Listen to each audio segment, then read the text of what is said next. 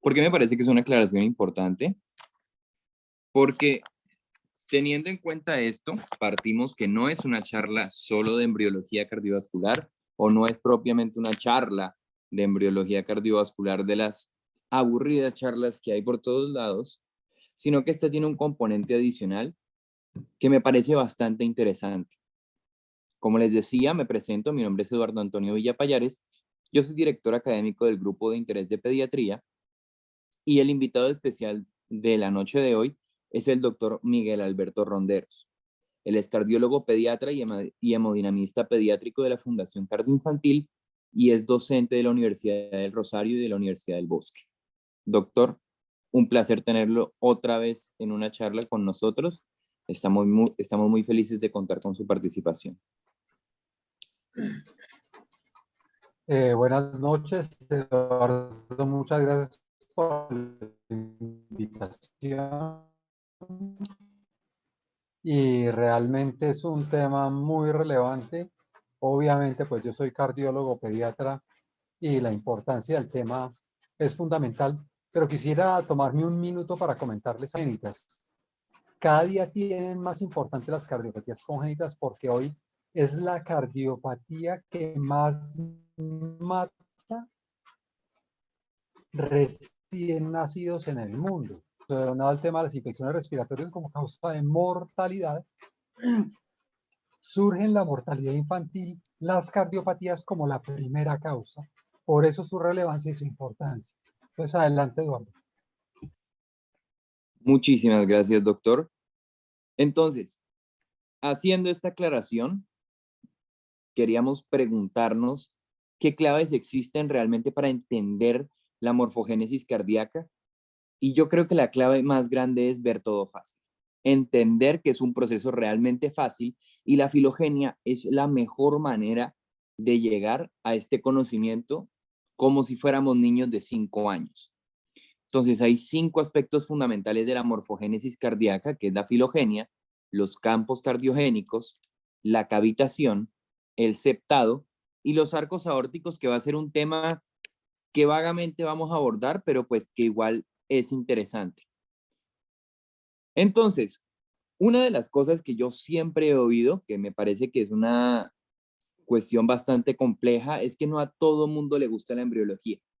Pero me parece que la embriología es divertida mientras nosotros la veamos con mucha sencillez y entendamos que es un proceso por el cual nosotros llegamos a toda esa belleza orgánica en la que nosotros, pues, tanto nos inmiscuimos durante nuestra carrera.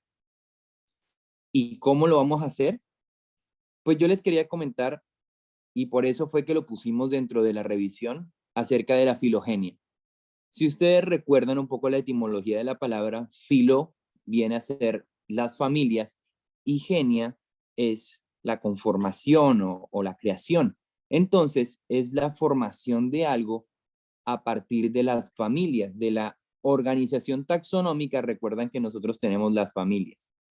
Entonces, la filogenia es tomar ese órgano, por ejemplo, o esa especie, en este caso el corazón, y ver hacia atrás los ancestros comunes que lo pueden estar relacionando. Entonces, una de las cosas más importantes que me parece que debemos tener en cuenta acerca de estas dos, la filogenia y la embriología cardíaca, es que nos van a ayudar a largo plazo en muchísimas cosas, en descubrimientos científicos, por ejemplo, en el desarrollo del corazón, en el entendimiento de la patobiología del corazón y de las cardiopatías congénitas, en la asociación genotipo-fenotipo, en cómo aquellas cosas que genéticamente podemos encontrar se expresan fenotípicamente y los mecanismos moleculares por los cuales se desenvuelve la patobiología de lo que estamos hablando. Y esto no ha sido fácil toda la vida, porque durante mucho tiempo se realizó investigación con placas histológicas solamente, pero con el desarrollo de muchas técnicas, por ejemplo, la hibridación in situ, que si ustedes recuerdan los cursos de genética, es muy, muy interesante porque mediante trazadores podemos encontrar la expresión de genes y eso nos va a ayudar a que podamos relacionar si se expresa más un gen en determinada situación, por ejemplo, si se expresa más un gen en ventrículos, por ejemplo, nos va a determinar dónde está la zona que nosotros estamos buscando. Entonces, esto va a ser un salto desde una célula pluripotencial hasta una célula funcional cardíaca, pasando por mesodermo, célula precardíaca, luego de la célula precardíaca, un angioblasto luego una célula cardiac-like, una célula cardíaca primitiva y una célula funcional cardíaca. Y nosotros no podemos imaginar que esto es un proceso lineal, sino que es la conformación de varios procesos, porque se ha demostrado que cuando realizamos biopsias de corazón, podemos encontrar células pluripotentes, células mesodérmicas en el corazón adulto. ¿Para qué es relevante esto hoy en día? Realmente para nada. Pero eso es lo interesante. Lo interesante está en el desarrollo de nuevas cosas a partir de eso. Porque en el corazón hoy en día nosotros no vemos cuál es la aplicabilidad de nosotros encontrar células mesodérmicas o pluripotencial o multipotenciales en él, pero a largo plazo podríamos hacerlo. ¿En qué? Para la terapéutica de enfermedades congénitas o adquiridas, para la biología regenerativa, para la inmunidad o para el rejuvenecimiento innato. Súper interesante. Imagínense, por ejemplo, si nosotros pudiéramos sacar un poco de esas células multipotenciales y pudiéramos curar una lesión miocárdica que a día de hoy es irreversible. Ustedes imagínense el bien que podríamos hacer con eso, las vidas que podríamos salvar. Entonces es una cuestión súper importante y súper interesante. Ahora, quiero que todos en el chat, como ustedes, bueno, los que me conocen saben, no me gusta que las presentaciones sean muy normales del todo. Así que de esos 5, quiero que me digan el que más le gusta de esos 5 animales y por otro lado quiero que me digan cuál creen que tiene una relación con el sistema cardiovascular humano. Pero rápido para que esto no se nos haga muy, muy largo. Simplemente digan, me gusta este y en otro mensaje mandan, creo que se relaciona con tal otro. Rápido, muchachos. Fluffy es el que más me gusta. Ok. Me gusta el pollito. Creo que se relaciona con el pollito. Ok. El ratón. Súper interesante. Me gusta el pollito, se relaciona con la rata. Me gusta el pollo. Eso es lo más interesante de todo, que no hay una respuesta verdadera. Nosotros pasamos desde este insecto de la fruta, esta Drosophila melanogaster, hasta este pez, hasta esta rana, hasta este pollo y hasta este mamífero. Entonces tenemos que tener en cuenta que sí, realmente nosotros tenemos 2 animales que tienen un sistema cardiovascular muy parecido al del ser humano, pero si nosotros nos fijamos en la filogenia de todas estas especies y principalmente en la del hombre, nosotros encontramos que hay una asociación genética y una conservación genética desde esa Drosophila melanogaster hasta el ser humano. Así de interesante es. Nosotros tenemos en nuestro corazón genes que también presenta la drosófila, que también presenta este pez, que también presenta esta rana africana, que también presenta este pollo y que también presenta este conejillo. Es interesante porque nos demuestra a nosotros que tenemos un ancestro común. ¿Y cómo lo podemos relacionar? Miren, no se fijen tanto en las placas histológicas, bueno, en las placas embrionarias que ven en la segunda línea, sino en la tercera.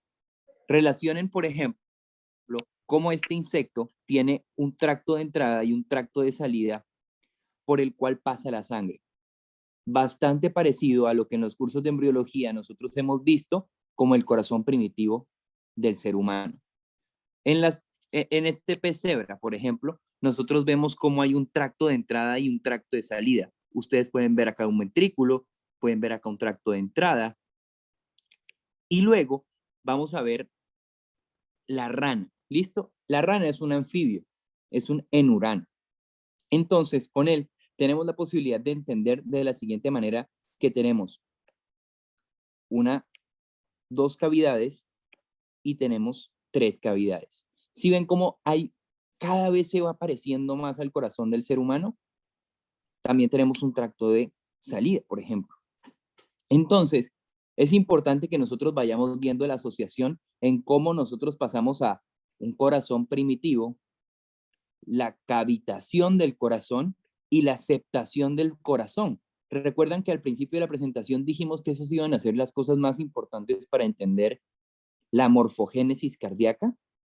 Bueno, ahí ya van entendiendo cómo se relaciona la filogenia con esta morfogénesis cardíaca. O sea, sí se van dando cuenta que, como dirían los neurólogos, ¿sí? Que hay diferentes cerebros, un cerebro anfibio, un cerebro mamífero, un cerebro reptil. Hay también en los periodos embriológicos un corazón insecto, un corazón pez, un corazón anfibio, ya vamos a ver el corazón reptil, y un corazón mamífero primitivo, y posteriormente un corazón mamífero total. ¿Qué es importante tener en cuenta acá? Como ya estábamos diciendo, los peces en la fisiología que ellos tienen cardíaca tienen dos cavidades, pero las dos cavidades están claramente relacionadas con las agallas y con el sistema carboxioxigenado.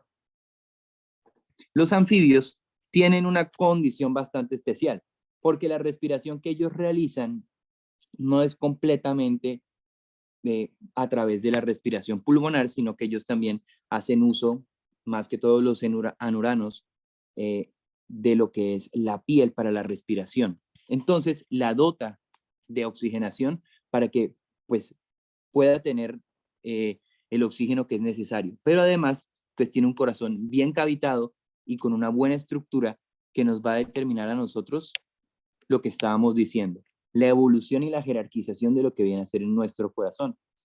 Y si ven cómo se van relacionando y cómo se van pareciendo una de cada de las cosas que nosotros estamos viendo, hasta parecerse completamente al corazón mamífero. Este es un corazón mamífero. 4 cavidades, 1, 2, 3, 4, con un sistema pulmonar y con un circuito sistémico. Entonces, pasando por cada una de las cosas, nosotros nos vamos dando cuenta que para llegar a nuestro corazón mamífero se ha necesitado un ancestro común, el cual ha ido evolucionando por cada una de las familias que han sido incipientes durante la evolución humana para llegar a lo que tenemos a día de hoy.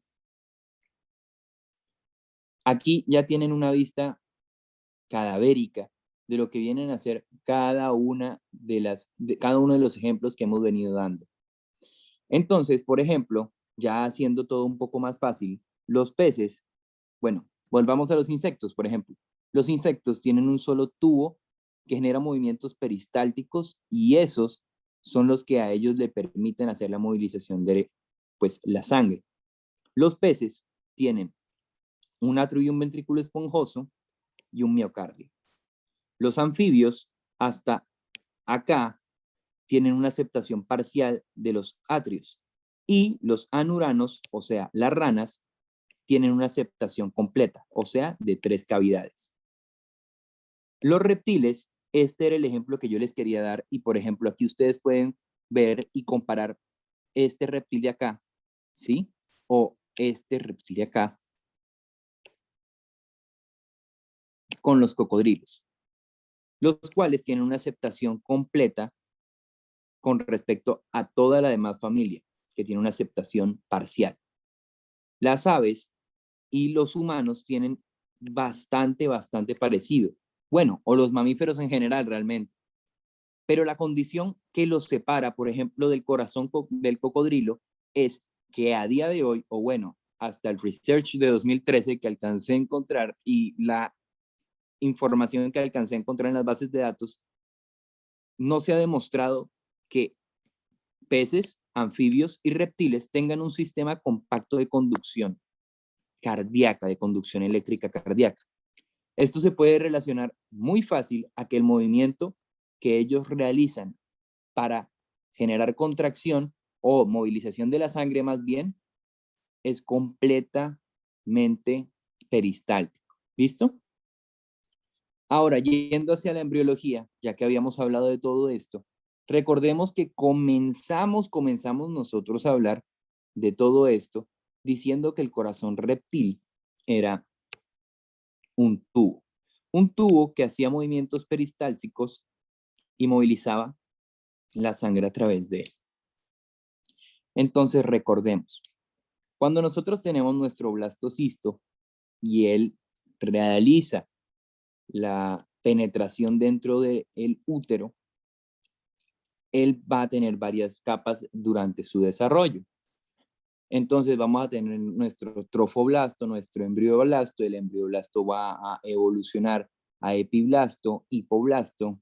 Ese epiblasto va a generar una gastrulación que luego va a generar 3 capas: ectodermo, mesodermo y endodermo.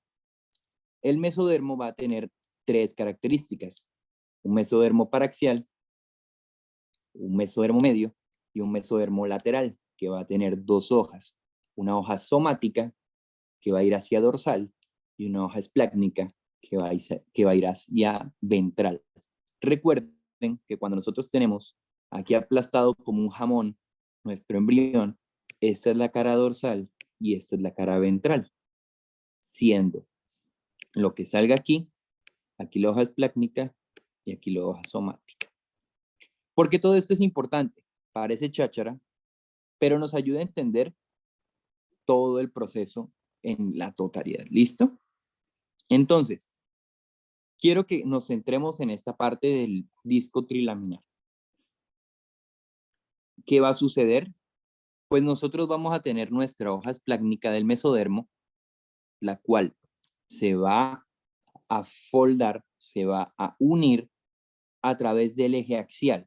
O sea, que lo que va a hacer es esto, se va a movilizar hacia el lado de las flechas. Vamos a tratar de acercar lo más que podamos las hojas esplácnicas, las cuales van a generar el tubo cardíaco. ¿A qué le suena tubo cardíaco? A lo que estábamos hablando. El tubo peristáltico que tienen los insectos, exactamente. También se va a formar un celoma pericárdico, ¿listo? Que va a ser lo que nosotros en un futuro consideremos como pericardio, exactamente.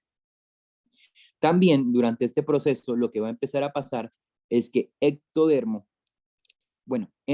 discúlpenme, va a empezar a secretar, va a empezar a estimular la transcripción de factor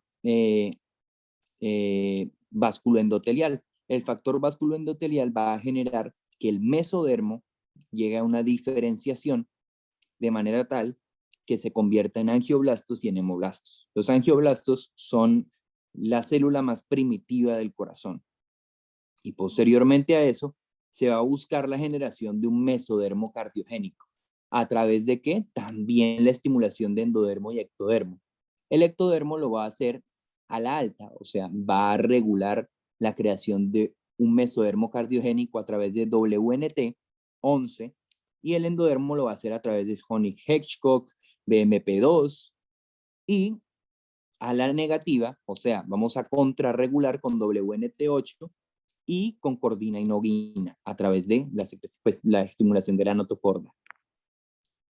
Cuando nosotros lo tenemos así, una de las cosas más interesantes es que a uno le dicen a veces que no piense, que no tenga el corazón metido en la cabeza, que no piense con el corazón, pero es que el corazón está en la cabeza en el periodo embrionario.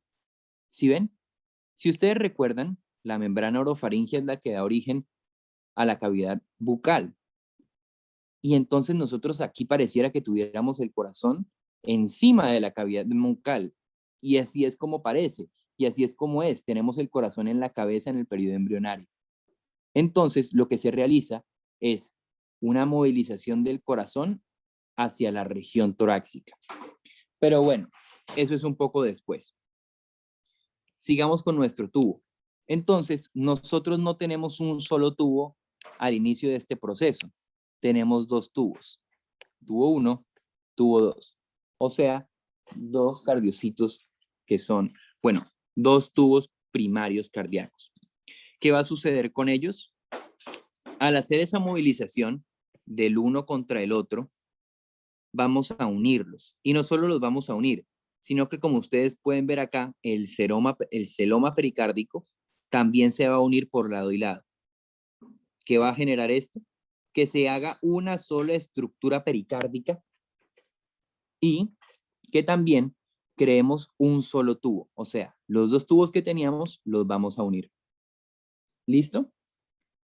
Bueno, ahora también tenemos el recubrimiento alrededor de esto, del epicardio, o sea, del pericardio visceral, y tenemos un grueso, un muro de lo que viene a ser el tubo cardíaco y posteriormente a eso vamos a empezar a generar un miocardio, un epicardio y un endocardio, o sea, la diferenciación de las capas. Quiero que tengamos en cuenta que este miocardio no es el miocardio definitivo, sino que es un miocardio transitorio, un miocardio mucho más trabeculado, un miocardio que ahorra espacio. Es como si fuera una malla. No es como nosotros nos lo imaginamos en la cabeza, que es una estructura totalmente compacta, sino que ahorra mucho metabolismo el conformarlo como una malla. Como ya les dije, es muy trabeculado. Entonces, como ustedes pueden ver, acá tienen el tubo cardíaco que se une para formar una estructura cardíaca mucho más desarrollada. Entonces, ustedes ven un montón de nombres, como bulbus cordis, truncus arterioso, ¿sí? Ventrículo primitivo. Entonces, vamos a hablar de ellos uno por uno. Ya cuando unimos nuestros tubos cardíacos primarios, lo que sucede es que vamos a tener una estructura mucho más desarrollada que nos va a permitir a nosotros diferenciar qué va a hacer qué en la etapa adulta.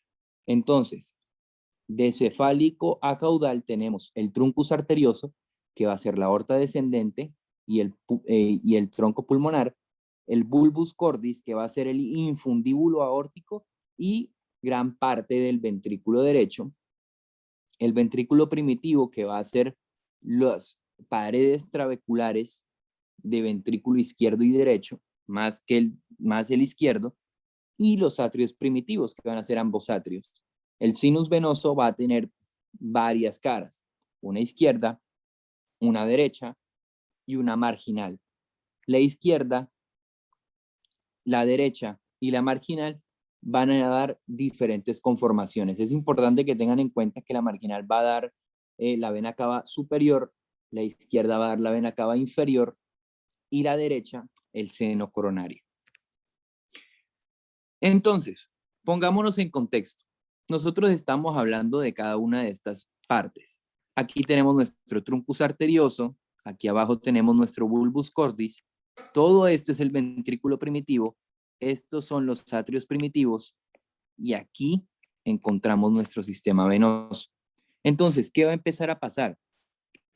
Se va a empezar a movilizar sobre un eje donde esta parte de acá va a movilizarse hacia la derecha y este hacia la izquierda.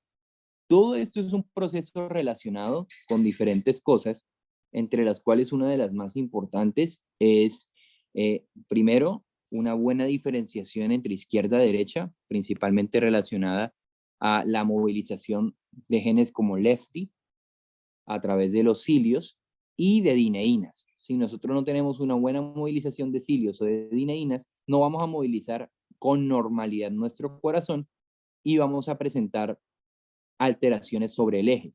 Por eso es que en alteraciones como ciliopatías primarias, como el síndrome de Cartagener, nosotros vemos dextrocardia, porque no hay buena movilización de los cilios, no hay buen relacionamiento de ellos con izquierda y derecha en este periodo embrionario y se altera la estructura, la estructura sobre el eje.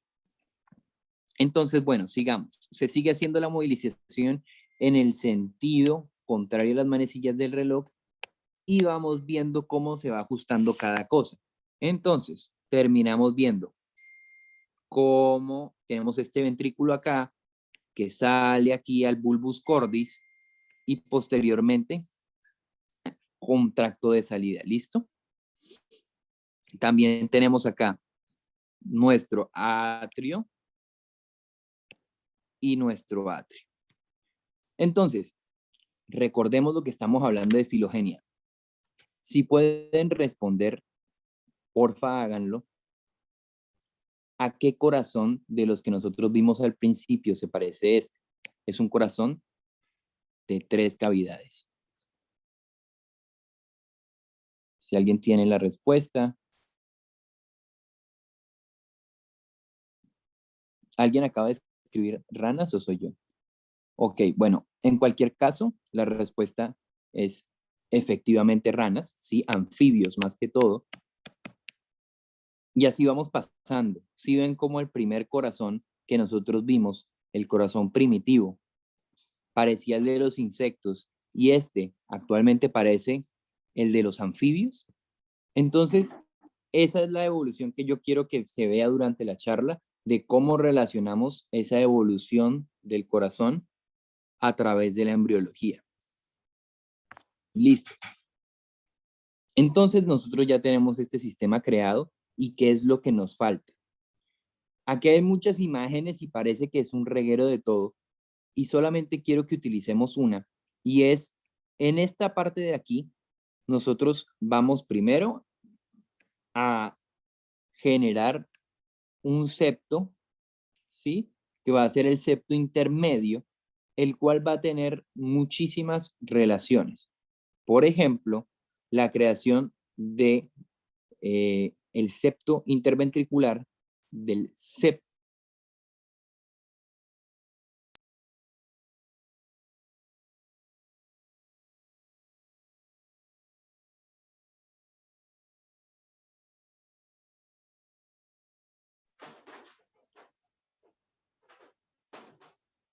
Se le fue la voz, Eduardo.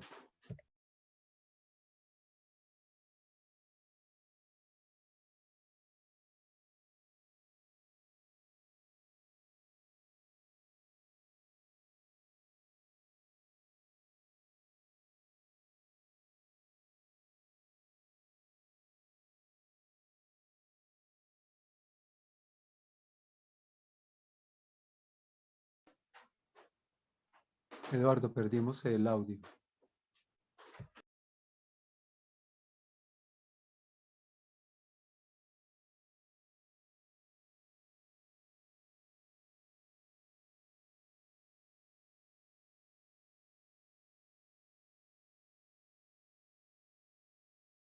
Trato de volver a meter.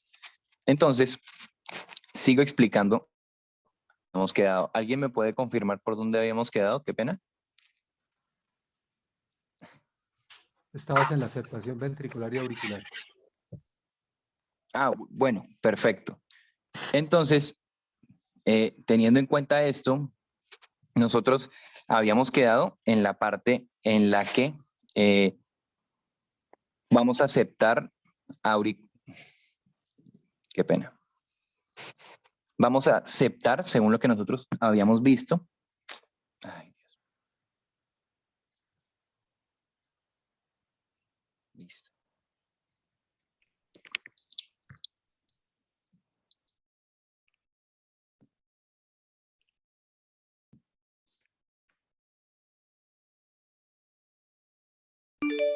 Listo, qué pena, vuelvo a continuar.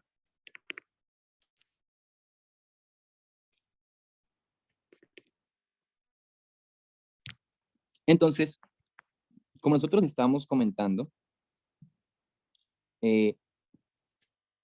bueno, los anfibios, hasta el punto más desarrollado de su evolución, que son los anuranos, tienen una cavitación, bueno, una aceptación parcial de lo que vienen a ser los atrios. Y luego se produce ya en reptiles la aceptación de ventrículos, lo que embriológicamente es en el corazón humano muy preciso, porque nosotros vamos a ver cómo primeramente se van a aceptar las estructuras atriales y posteriormente se van a aceptar las estructuras ventriculares.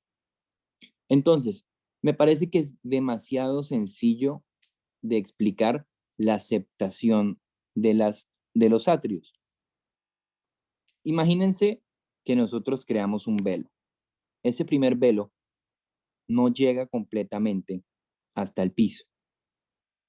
El hueco que se forma en este velo, que ustedes pueden ver acá, el hueco que se forma en el piso es el foramen primum. Y el velo que le vamos a poner, sí, se llama septum primum. Ahora, ese foramen primum va a cerrarse, o sea, el velo va a llegar hasta el piso, el velo que se llama septum primum, pero se le va a abrir un hueco. Ese hueco no es en un septum secundum, es en un septum primum, que se llama foramen secundum. Recuerden que septar es dividir y foramen es abrir. Septar es cubrir, foramen es abrir. Listo. Entonces ya tenemos una estructura que está abierta, por la cual va a pasar un flujo, donde claramente ustedes lo pueden ver, que en el periodo embrionario es de derecha a izquierda, ¿sí? Entonces, posteriormente, ¿qué es lo que vamos a hacer con él? ¿Y por qué se forma el septum secundum? Ya lo vamos a ver. El septum secundum se forma para que en el periodo postnatal nosotros tengamos algo sobre qué frenar lo que viene a ser el paso de la sangre. Entonces, si viene de este lado hacia este lado, con total tranquilidad, qué pena, voy a borrar porque no era lo que quería comentarles. Listo. Si pasa de este lado, ¿sí? A este lado, nosotros tenemos principalmente la capacidad de poder movilizar la sangre. Pero lo que actúa o la forma en la que actúa este es como una barrera para que no exista un shunt de derecha a izquierda en el periodo postnatal. ¿Por qué? Porque como ustedes pueden ver acá, y es un buen esquema, se golpean. ¿Sí me hago entender? O sea, la razón por la cual se desarrolla un septum secundum es para que no pase la sangre en el periodo postnatal. ¿Listo? Si ustedes pueden ver, fácilmente pasa de este lado a este lado, pero es mucho más difícil que pase así. ¿Listo? Bueno, ahora vamos a hablar de otra estructura que es bastante importante y es el truncus arterioso. Y me parece que es de las más interesantes y de las más importantes. Bueno, qué pena devolvernos, pero también tenemos que hablar de la parte ventricular. Entonces, la parte ventricular, nosotros tenemos, como estábamos contando, nuestra almohadilla miocárdica, ¿listo? Y pues tenemos la conformación de el septum primum y el septum secundum, que va a ser la aceptación atrial, que cuando nosotros encontramos anormalidades en la aceptación atrial, pues ya claramente ustedes saben que son defectos de aceptación atrial. Y los defectos de septación ventricular o comunicaciones interventriculares las vamos a ver en el desarrollo de la siguiente estructura. Entonces, se forma una barrera muscular que viene desde la parte apical del corazón hacia arriba, hacia la almohadilla. Y posteriormente vamos a ver que se forma desde la almohadilla hasta el ápice una forma membranosa, una estructura membranosa. Entonces vamos a tener un ventrículo con una aceptación que tiene dos formas. Una membranosa, que es la que se va a ver comprometida en defectos interventriculares, y una muscular. ¿Listo? Eso era hasta lo que quería llegar con eso. ¿Listo? ¿Todo en orden hasta acá? ¿Hay alguna pregunta que quieran realizar? O pues podríamos seguir igual en cualquier caso. Entonces, el truncus arterioso también me parece muy interesante porque es el que más fácil vamos a poder relacionar con las patologías que también son bastante interesantes en cuanto a cardiopatías congénitas, más que todo cianosantes. Entonces, la estructura infundibular, recuerden que tenemos parte del bulbus cordis, tenemos parte de el truncus arterioso en él. Entonces, ese va a ser el tracto de salida de nuestro corazón. ¿Listo? Entonces, nosotros pasamos de esta manera. Permítanme. Nosotros tenemos nuestra estructura infundibular, ¿sí? Relacionada aquí con los ventrículos. Entonces, ¿qué va a hacer ella?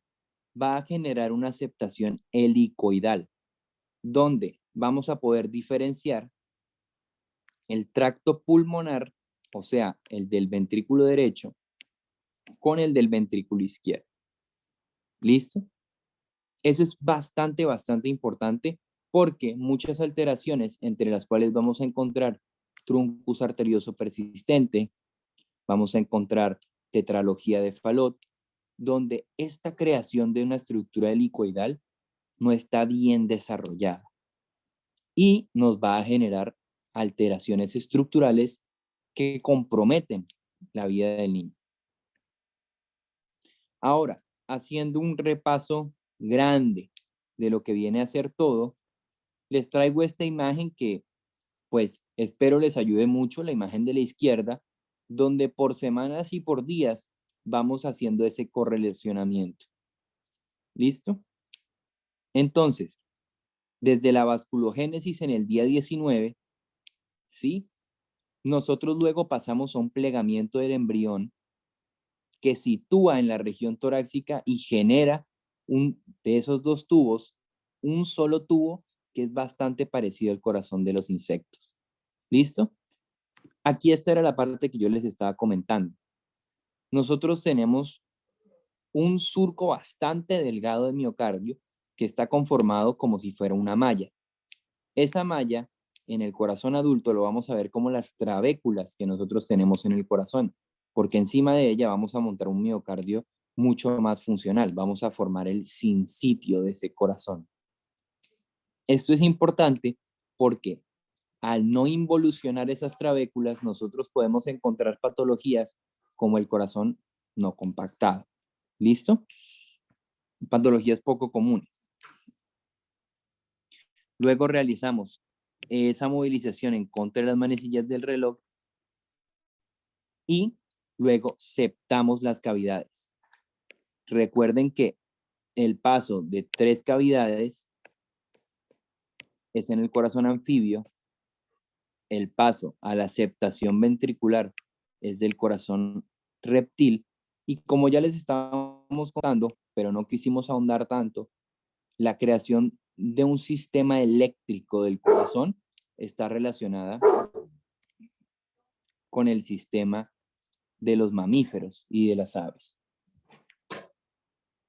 Como ya les estábamos contando, una de las últimas cosas que queríamos hablar era que tuviéramos en cuenta que también el sistema eléctrico del corazón tiene muchísima relación con la expresión de múltiples genes.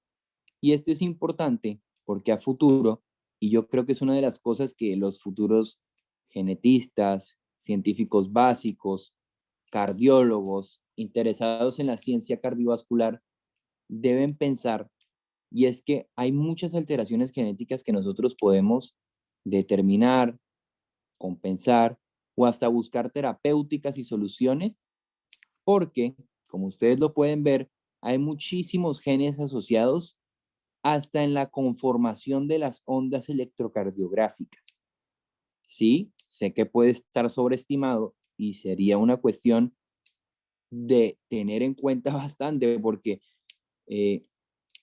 puede o no estar relacionado con una patología, puede o no estar relacionado, pero tener en cuenta toda esta información genética acerca de esos fenotipos, como es la expresión de un PR largo, la expresión de una P, las formas diferentes fenotípicas que tiene el individuo, nos ayuda a pensar que son candidatos a realizar terapéuticas e intervenciones en diferentes situaciones que viven cada uno de nuestros niños, de nuestros adultos, y se pueden pensar desde una medicina basada en la genética. Luego, quería contarles acerca de la circulación fetal, recordando que ya tenemos un corazón de 4 cavidades que tiene una buena relación con lo que es claramente la circulación sistémica y la circulación pulmonar. Y recuerdan que al principio de la presentación nosotros hablábamos del trofoblasto. Bueno, la impregnación trofoblástica, la diferenciación trofoblástica es la que va a generar la placenta. La placenta, con sus 2 arterias uterinas y su vena uterina, recordando que la vena uterina es la que va a generar o va a traer la sangre oxigenada, y las 2 arterias uterinas van a ser las que lleven la sangre carboxioxigenada, va a llegar directamente a el sistema derecho, al sistema venoso, y con ello vamos a llegar al corazón, a la aurícula derecha. Pero esto es un ejercicio que ya hicimos en otra charla del grupo, que los invito a revisar, que son con los mismos participantes del día de hoy. Una charla de circulación fetal que dimos el año pasado, pueden buscarnos en el grupo de YouTube, la charla de circulación fetal. Entonces, en nuestro corazón fetal, nosotros tenemos el paso de atrio derecho a ventrículo derecho y de atrio derecho a atrio izquierdo. ¿Listo? Este va a tener una resistencia muy alta porque va a estar en gran condición colapsado. Bueno, colapsado no, constreñido, ¿sí? Porque el coeficiente de ventilación-perfusión va a estar disminuido, ¿sí? Muy disminuido hacia la ventilación, porque no estamos ventilando, estamos en el periodo embrionario. Es que como ya les estaba contando, la resistencia va a ser muy alta.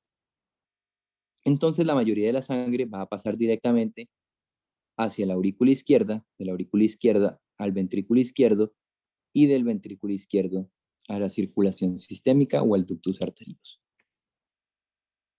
¿Para qué nos sirve toda esta cháchara? Y sí, sé que es una charla compleja, sé que es una charla un poco hippie, psicodélica, pero me parece que es interesante para entender el relacionamiento de las diferentes estructuras de las que nosotros estamos hablando con diferentes defectos. Ahí, pues, hay una tabla muy interesante de un libro que conocí hace muy poco, pero que me parece muy interesante, que es Moss y Adams. Y pues se relaciona principalmente con las estructuras y las alteraciones morfogénitas congénitas que se pueden presentar en estas. Entonces, espero que les sirva bastante, y ya haciendo este relacionamiento evolutivo con la cardiogénesis, puedan interesarse un poco más, les pueda parecer un poco más llamativo. Piénsenlo como cada uno de los pasos que nosotros vamos llevando en la creación de un corazón adulto, un corazón humano, nos da vestigios de lo que en algún momento fuimos como especie. Y me parece que es la forma más hermosa de ver la naturaleza, de entender la naturaleza, de entender nuestro organismo, y es otra de las cosas que para mí, como médico, le aporta belleza al sistema cardiovascular. Muchas gracias.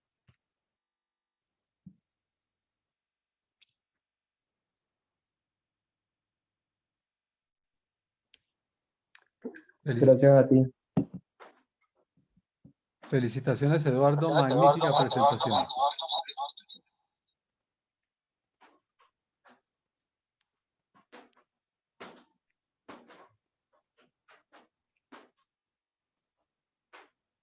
Aló. Buenas, doctor. Felicitaciones, Eduardo. Magnífica presentación. Espero que todos la hayan disfrutado tanto como yo. Indiscutiblemente el corazón es una estructura compleja Es de las estructuras más complejas que tiene el organismo, junto con el cerebro. Pero la forma en que se va creando, que se va conformando de un tubo recto, como bien explicabas, hasta una estructura tan compleja que termina dividido en dos circuitos, el circuito pulmonar y el circuito sistémico, repasa toda la filogenia desde que éramos una ameba hasta que llegamos a los mamíferos y compartimos, cada especie o cada filogenia comparte entre los mamíferos un corazón bastante similar. Vuelvo al punto anterior con el que les dije inicialmente, la importancia de la cardiología pediátrica y hoy en día la cardiología fetal es fundamental, tratando de prevenir mortalidad postnatal. Hay una pregunta muy interesante que hicieron en el chat, es para tener un hijo sano, ¿tengo que unirme a una pareja sana o qué otra cosa puedo hacer para tener un hijo sano? Y realmente hay, hoy en día sabemos, hablamos de congénito con lo que se nace, nazco con. Y hablamos de genético cuando hay una alteración a nivel de los genes cuya expresión lleva a una malformación. Hay todos los pacientes que nacen con una alteración genética tienen en promedio entre 30 a 60% de probabilidad de tener una cardiopatía congénita, porque las cardiopatías congénitas, vuelvo y repito, es la alteración más frecuente y más letal de todas las malformaciones que se presentan en el organismo. Mucho más letal que las lesiones neurológicas, gastrointestinales y renales sumadas. Hoy en día la Secretaría de Salud del Distrito y junto con la Cardioinfantil, Hospital San Ignacio y la Universidad de los Andes está haciendo un programa de entrenamiento para diagnóstico prenatal de malformaciones congénitas para poder brindar una mejor calidad al recién nacido. Y hoy la fisiología fetal es una ciencia muy sólida, muy bien conocida por los cambios intrauterinos que se dan en los flujos y en la forma de funcionamiento del corazón. Entonces, el entender la embriología no simplemente interesantes. No sé si tengan alguna pregunta. Felicitaciones nuevamente, muy bonita presentación y a ustedes los felicito por estar interesados con estos temas tan importantes que a veces parecen que no fueran tan relevantes. Muchas gracias, doctor. De verdad que aporta muchísimo a la revisión siempre lo que usted nos comenta y estoy muy feliz que tenga pues yo la posibilidad de compartir un escenario con usted. Cualquier duda que ustedes tengan, estamos dispuestos a responderla. Estamos muy felices que hayamos podido tener la oportunidad de nuevamente compartir un espacio con ustedes y los seguimos invitando a las demás charlas que vamos a realizar, donde hablaremos nuevamente acerca de cardiopatías congénitas. La próxima será de cardiopatías congénitas no cianosantes. Luego nos volveremos a ver las caras en cardiopatías congénitas cianosantes y más adelante nos veremos con síndrome de Eisenmenger y la última junto al Rincón Pediátrico, los residentes de la Universidad del Rosario en la Fundación Cardioinfantil van a presentar una charla especial para todos ustedes relacionada a radiografía de tórax en estos casos específicos.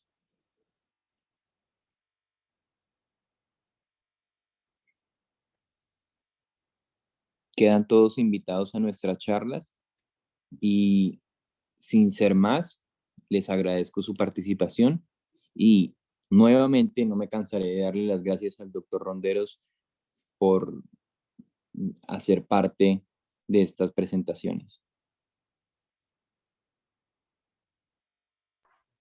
Un placer y gracias a ustedes por el interés y a Eduardo por la presentación y a todos por la asistencia.